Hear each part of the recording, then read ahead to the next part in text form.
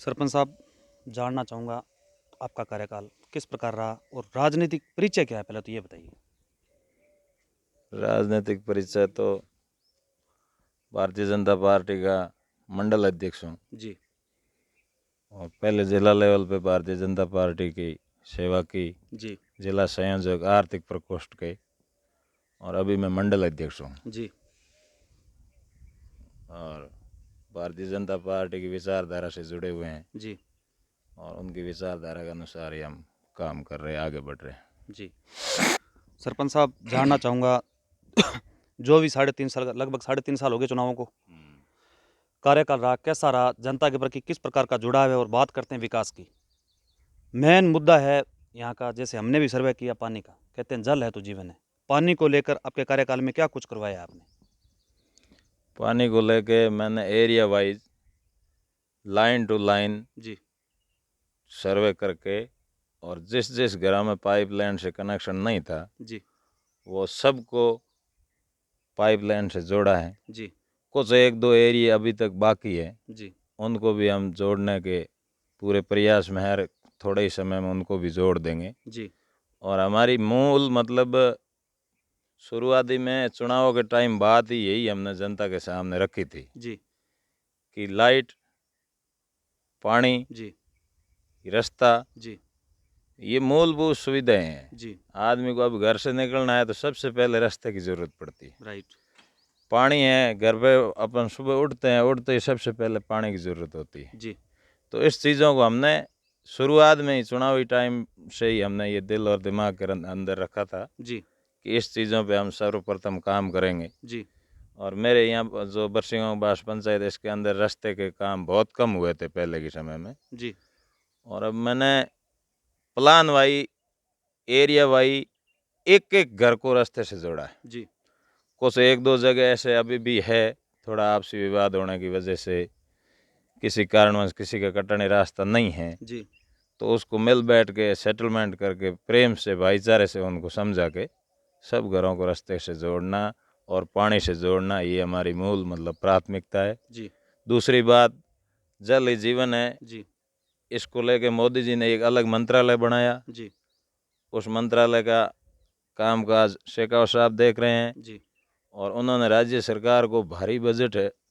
उपलब्ध कराया, लेकिन धरातल पे ये लोग अभी तक कुछ काम कर नहीं पाए। जी द्वेष भावना से काम करते हैं। जी ये अगर कांग्रेस का कार्यकर्ता है तो इसका पहले करो, जी बीजेपी का कार्यकर्ता है तो उसको रोको। जी अगर उनको ऐसे ही द्वेष रखना है तो द्वेष तो फिर ऊपर से नीचे तक रखना चाहिए, जी कारण कि केंद्र सरकार का बजट है। जी भाई बजट आप ले तो बीजेपी के कार्यकर्ताओं से, बीजेपी पार्टी से ही तो ले रहे हो। जी प्रथम सेक्शन होती है आपकी भारतीय जनता पार्टी का कार्यकर्ता है, उनके हाथ से ही तो होती है। जी और यहाँ आप वो पक्षपात करते हैं, लेकिन चलो ठीक है, अभी तो इनकी चांदनी रही थोड़ी है। जी और हम वो जो जल जीवन मिशन के तहत भी जो हमारे कार्य है वो भी सर्वे रिपोर्ट पूरी बना के भेजी हुई है। जी डोर टू डोर प्रत्येक घर नल कनेक्शन का कार्य भी हम पूरा करेंगे, मेरे कार्यकाल में पूरा करेंगे। भाई, आप तो 36 कौम को साथ लेके चल रहे हैं।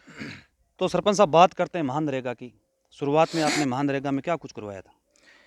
नरेगा के अंदर देखो, ये सड़कें हैं, नाडी तालाब है, जी ये सब नरेगा के अंदर ही काम होता है। जी और जो भी ग्राम पंचायत लेवल पे हम जिला परिषद से कार्य स्वीकृत कराते हैं, जी कोई भी काम शुरू स्वीकृत कराते हैं तो उसके अंदर नरेगा का बजट उसके साथ होता है। जी और नरेगा से मैं जब से सरपंच बना तब से कंटिन्यू मेरा नरेगा का प्रत्येक, पिछले साल तो 96% जनता ने मतलब वो 100 दिन पूरे किए थे। जी उससे पहले 84-85% थे। जी ठीक है ना। तो नरेगा के ऊपर मैंने कभी नरेगा का कार्य, मजदूर कार्य कभी बंद नहीं रखा। जी हमने जहाँ तक, हाँ ठीक है, अब जैसे सरकार की स्कीम है कि भाई अब चौमासे की टाइम में काम काज नाडी तालाब का बंद रहता है, जी और नाडी तालाब में पानी आ जाता है तो वो चलाना भी संभव नहीं। जी उस समय हम ये जैसे ग्रेवल वगैरह है, जी इस काम के ऊपर भी लेबर लगा के, लेबर को हम कभी मना नहीं करते हैं। नरेगा हमेशा हमारा चालू ही रहता है। जी ये। बहुत अच्छी बात है सर। केंद्र की योजना है पीएम आवास, आपके कार्यकाल में कितने निर्माण है दिनों में वर्तमान में? पीएम आवास के अंदर मैं सरपंच बना उस समय 108 नाम की लिस्ट थी। जी उसमें से कई काम चालू थे और ज़्यादातर काम मैंने शुरू करवाए और वो 108 मकान पूरे हो गए। जी और उसके बाद अब 74 मकाम की लिस्ट हमें अभी फ़िलहाल चल रही है। जी उसके अंदर लगभग 65 के समथिंग कार्य पूरा होने की स्थिति में। जी 20-20 में कई लोग ऐसे हैं कि अब 74 मकान हैं, जी उसमें से कई लोग ऐसे हैं जो टाइम से पूरा नहीं करते हैं। जी एक किस्त उठा ली, दूसरी किस्त का काम नहीं किया, जी दूसरी किस्त उठा ली तो तीसरी किस्त का काम नहीं किया। जी और कई मजदूर वर्ग के लोग हैं, उनको करना संभव भी नहीं है। जी कुछ कारणवश पैसे खाते में आते हैं, निकाल के वो इधर उधर कर देते, फिर आगे वाला काम रुक जाता है। जी भाई जिस काम के पैसे मिले हैं, जैसे मकान के मिले तो उनको मकान में ही लगाने ज़रूरी है। लगाने जरूरी है। लेकिन कभी कभी कोई अर्जेंट घर की परिस्थिति ऐसी होती है कि किस्त आती है और कोई घर के अंदर इमरजेंसी काम होता है तो वो उनके दूसरे काम में खर्च हो जाते हैं। जी खर्च हो जाते हैं तो फिर वो आगे वाला काम पूरा नहीं होता है, और पूरा नहीं होता है तब तक आगे वाली किस्त नहीं आती। जी इसलिए 10-12 मकान ऐसे हैं जो पेंडिंग किसी में चल रहे हैं। पेंडिंग में चल रहे हैं। जी और सरकार का ये नियम भी है कि अब 74 मकान की लिस्ट दे दी हमें, जी तो वो पूरी कंप्लीट नहीं होती तब तक नई लिस्ट आगे जारी नहीं होती। जी तो इसलिए थोड़ी बहुत पीएम आवास के मकानों में समस्या आती है, जी लेकिन हम जहाँ तक हो सके उसको व्यवस्था करके काम हम लगभग पूरा कराने की कोशिश करते हैं। जी। तो सरपंच साहब बात करते हैं जैसे बरसिंको का वास ग्राम पंचायत, मेन मुद्दा है शिक्षा। कहते हैं ना, शिक्षा एक वो शेरनी का दूध है जो पिएगा वही दड़ेगा। बालिक और बालिकाओं के शिक्षा के प्रति क्या विचार है और आपके कार्यकाल में क्या बदलाव आया है?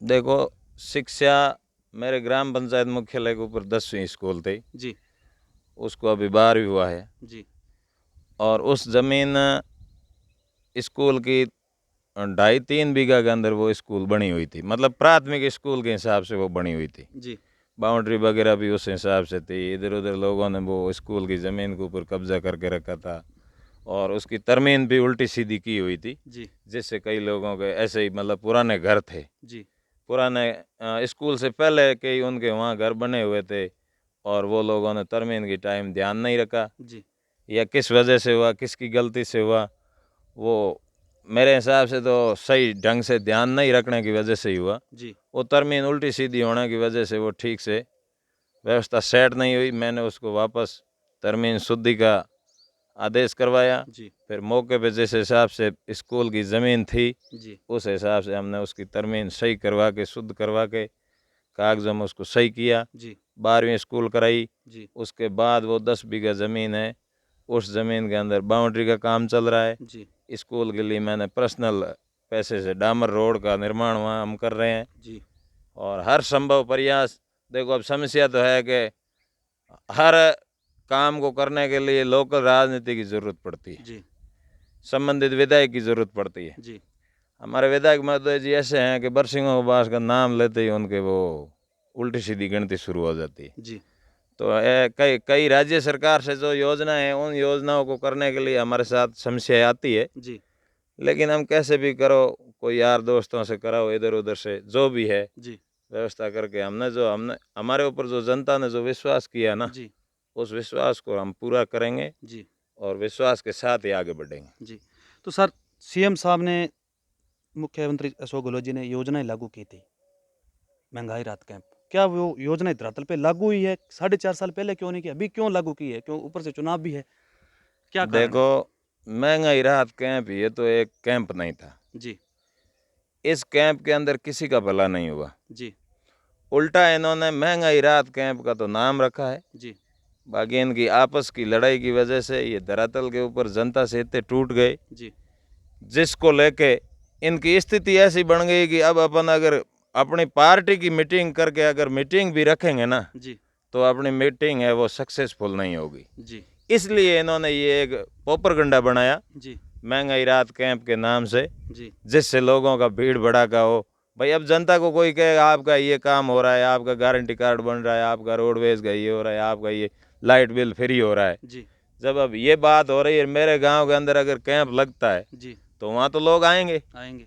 और अगर ऐसा कह दे कि पार्टी की मीटिंग है तो वहाँ लोग नहीं आएंगे। जी तो इन्होंने महंगाई राहत कैंप के नाम से जनता को दिया नहीं, उल्टा जनता से छीना है। जी कारण कि महंगाई रात कैंप आप कर रहे हो, उसके ऊपर लाखों रुपए खर्च कर रहे हो, अधिकारियों का टीए भत्ता, जी दुनिया भर का अरबों रुपए आपने यहाँ इस अपने खुद के प्रचार के लिए खत्म कर दिए, जी जबकि जनता को 1% ही उसका फायदा नहीं है। जी क्या फायदा है? अभी आपको यहाँ आए, मेरे घर आए इतने टाइम हो गए, लाइट नहीं है। जी ये फसलें देखो कैसे जल गई, पूरी पूरी जली पड़ी है। देखो इधर की साइड हाँ, देख बर्बाद लो होगी आप, फसलें यहाँ की। पूरी फसलें बर्बाद हो गई। जी और लाइट का कनेक्शन है ना, जी नया कनेक्शन अपन लेते हैं ना, तो भी उसकी अप्लाई के बाद 10 15 20 दिन के अंदर कनेक्शन मिल जाता था जी बीजेपी के राज के अंदर।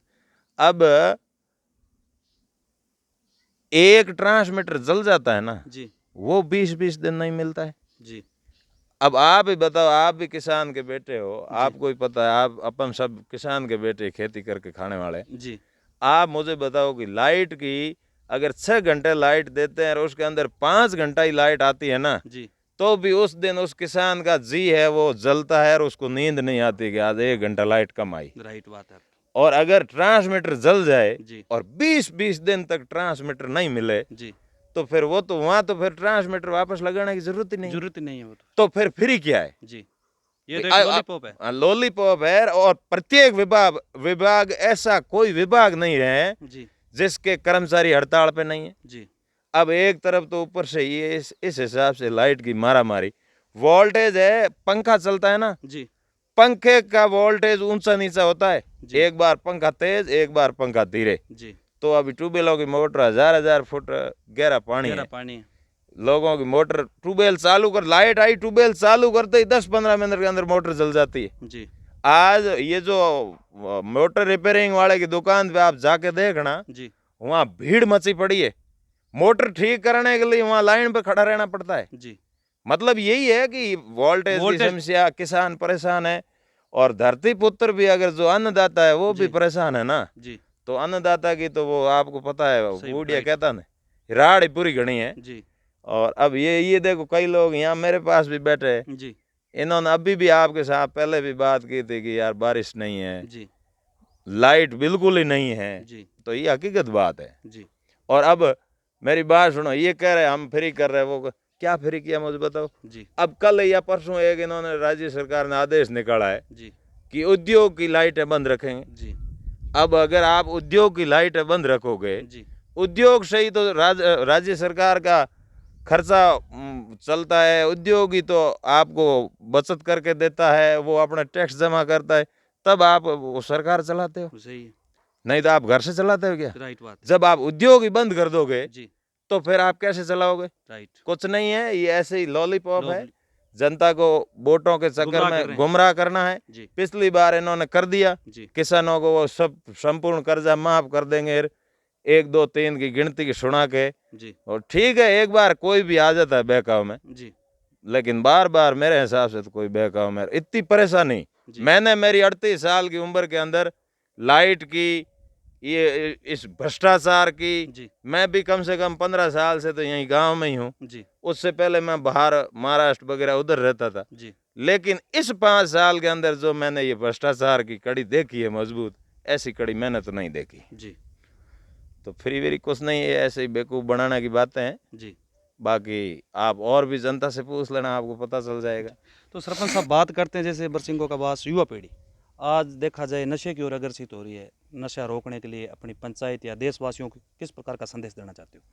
देखो, नशा तो कोई भी हो गलत है। जी मैं कई बार देखता हूँ छोटे मोटे नशे की वजह से अपने घर परिवार के अंदर लड़ाई झगड़ा हो जाता है। जी उनको हम अच्छी तरह से समझाते हैं, कई बार उनको मतलब जोर जवाब दे के भी उनको समझाते हैं कि जी। भाई आप ऐसा नशा क्यों करते हो, जी जिस नशे की वजह से आपका परिवार परेशान है, आपके बच्चे परेशान, ठीक है ना। जी लेकिन अब कई लोगों को देखो नशे की आदत पड़ गई, जी वो अचानक तो अपन उसके ऊपर कैसे कर सकते हैं, लेकिन धीरे धीरे जी बदलाव करेंगे और बदलाव होगा भी। जी तो नशे वाला तो मामला फिलहाल ज़्यादा छिड़ा हुआ है। जी और भी आप तो नशे के खिलाफ हो। हाँ, यहाँ खिलाफ तो नशे करने से जो सब मामला गड़बड़ होता है। राइट घर के घर बर्बाद हो घर जाते के हैं घर बर्बाद हो जाते हैं। सब। जी और नशे का क्या है, आजकल यहाँ की युवा पीढ़ी है ना, उनको नशे का एक सिस्टम अलग हो गया। जी पहले के लोग चलो सिस्टम से पीते थे, सिस्टम से खाते थे। जी अब तो अगर नशा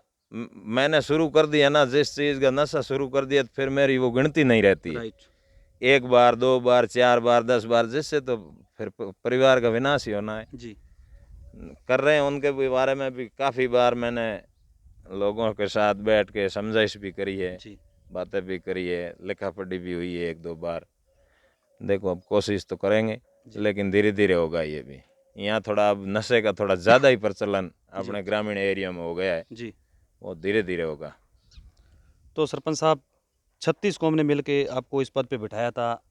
कहते हैं ना, रक्षाबंधन आ रही है, एक रक्षाबंधन कहते हैं भाई बहन का बहुत बड़ा प्यार और त्यौहार है। क्या संदेश देना चाहते हो? देखो 36 कौम का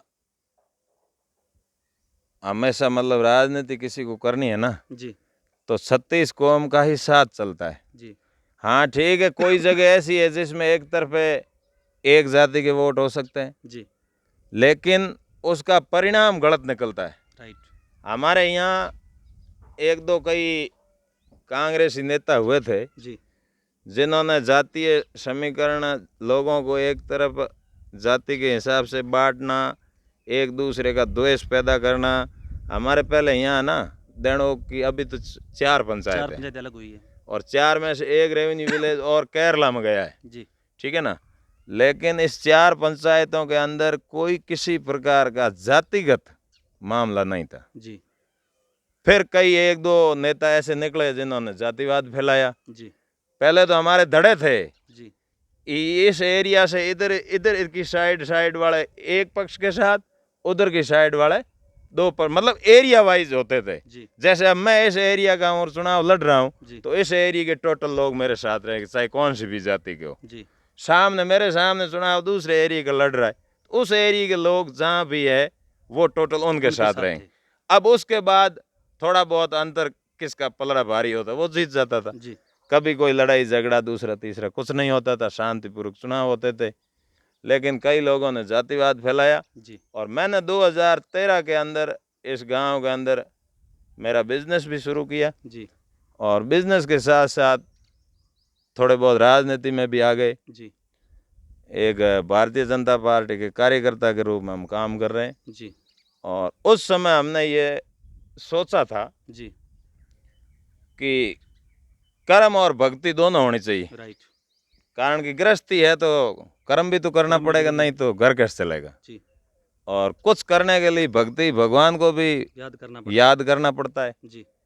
तो उस समय मैंने 2013 के अंदर ये विचार किया था कि अब माला तो अपन जप नहीं सकते, जी। ठीक है ना, तो एक जनता की सेवा ही एक माला है। जी।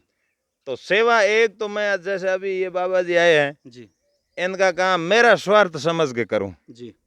और एक ऐसे करूं कि बाबा जी आ गए तब इनका काम करना है, मेरा स्वार्थ, चाहे बाबा जी मेरे काम आए या नहीं आए, मेरा कभी काम निकाले या मेरे साथ रहे या नहीं रहे, मुझे उससे कोई मतलब नहीं। जी। यहाँ मेरे पास आ गए, उनका हम काम करते हैं। जी। और उसके साथ साथ हमने ये भी प्रण लिया है कि जो मेरे पास आ गया जी। उसको एक चाय का खर्चा नहीं लगने देंगे। जी। ये 2025 तक हमने टारगेट करके रखा, 12 साल का। जी। जो मेरे पास आ गया उसके लिए अगर 10 किलोमीटर जाना है, चाहे 1000 किलोमीटर जाना है, जी। चाहे 5000 का खर्चा आ जाए, चाहे 50,000 का खर्चा आ जाए, बात का उत्तर देते हो आप। ठीक है ना। जी। जो भी आ गया मेरे पास आ गया, तो मैंने ये मतलब नियम रखा है कि मेरे पास आए हुए आदमी को मैंने ये नहीं कहा जी। कि ये काम मेरे से नहीं होगा, आपको दूसरे के पास जाना पड़ेगा, या ये नहीं कहा कि मुझे आज टाइम नहीं है, मैं मेरे कोई घरेलू काम से जा रहा हूँ जी। और आपका कल करूँगा या आपके साथ कल चलेंगे, ऐसा नहीं कहा। जी। हमने उनके साथ मतलब नियम और कायदे के हिसाब से हम उनके साथ चले, हमने उनका काम किया, जी। और किसी से एक चाय के पैसे हमने खर्च नहीं करवाए। जी। बस हमारे यहाँ का ये रिवाज है कि लोगों को एक बार आना है जी। या एक बार फोन करके बताना है, ठीक है ना। जी। हमारे जनता के और हमारे दिल के अंदर यही बात है जी। कि गांव के अंदर कोई घटना हो जाए या कोई जरूरत पड़ जाए, जी। उस जगह अगर हम पहुंचे जी। तो गांव वालों को ये मतलब महसूस होना चाहिए कि अभी हमारा सुमेर आ गया, अपने को टेंशन नहीं। टेंशन नहीं है। समिति के अंदर पैर रखे, जी। उस समय उनको पता चलना चाहिए कि बरसिंगों का बास का कोई सरपंच आया है, राइट पहले इनको अपने हिसाब से देखना है। जी ठीक है ना, हम उस हिसाब से उस अंदाज से चल रहे हैं, जी लोगों के दिलों में बसते हैं सभी को साथ लेके और चल रहे हो। विपक्षियों के दिमाग में बसते हैं। जी विपक्षियों के 24 घंटे नींद के अंदर भी सुमेर सेंवर याद रहता है। जी ठीक है ना, तो उस अंदाज से चलते, कभी गरीब को हमने तंग नहीं किया। जी और कितना ही कोई बड़ा नेता है जी और उसने अगर आनाकानी की, गरीब के साथ अन्याय या हमारे साथ अन्याय की सोची, जी तो हमने कभी उनके सामने जाके सिर नहीं झुकाया। जी हम हमारे स्वाभिमान से जीते हैं, स्वाभिमान की राजनीति करते हैं, स्वाभिमान से जनता का काम करते हैं। जी ये थे हमारे साथ सरपंच प्रतिनिधि बरसिंगो का बास सुमेरा राम जी। इन्होंने हमें कीमती समय निकाल के टाइम दिया। बहुत बहुत धन्यवाद सर आपका। धन्यवाद सर, आपका भी।